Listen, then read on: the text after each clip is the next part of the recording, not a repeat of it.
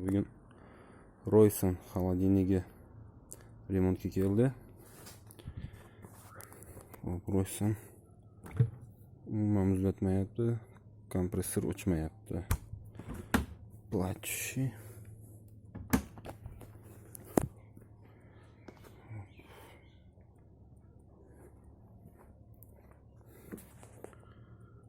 Xarakteristikasi 600 freonda ishlaydi.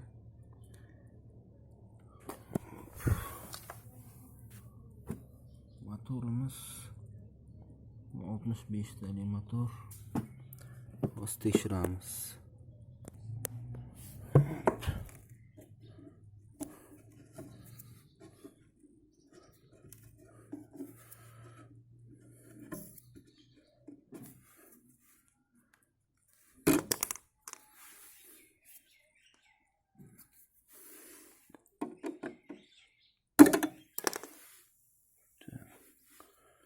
Freon yo'q. Teshganni topishimiz kerak.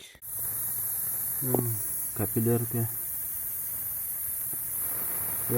tiqilgan yo filtr tiqilgan. Mana hozir filtrni tekshirib shu ahvoli.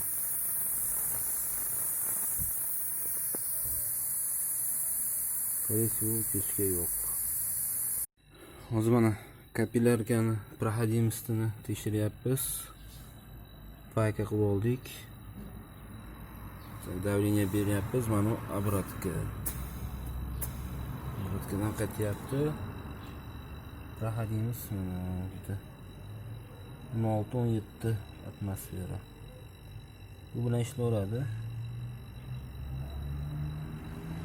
Ishlaverish kerak. Xullas filtr almashtirildi.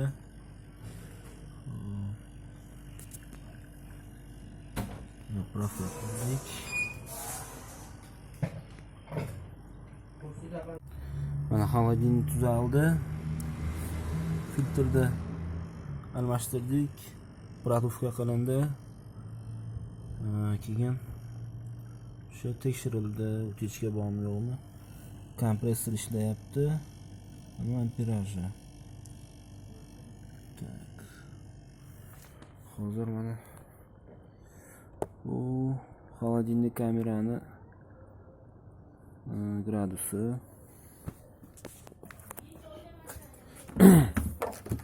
Tak. İşlayapti.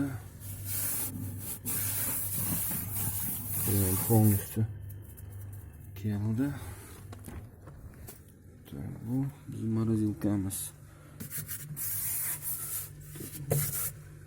Su ishlayapti. Hop.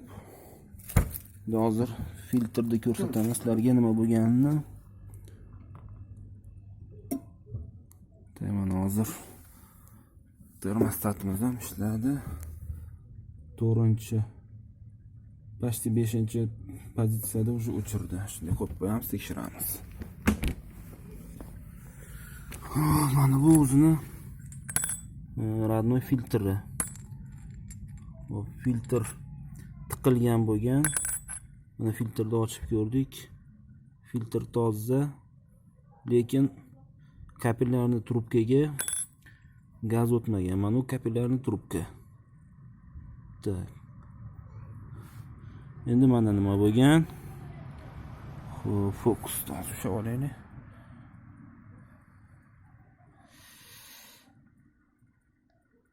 Xullas kapillarni trubkani filtrga prям pritik qilib tegizib payka qilingan zavodda. Mana shu sabab bo'lgan. Pritik bo'lgandan keyin olib qochish kerak bo'lishi kerak o'zi. Rosa filtrni ichidagi filtrga pritik qilib tegizib qo'yishgan kapillarni trubkani. Oqibatda 1-2 yil ishlagandan keyin aynan shu filtrida teshikka tegib turgan kapillarkadan freon o'tmay qolgan. Sabab shu, boshqa hech nima bo'lmagan. Xullas bo'ldi shu bilan.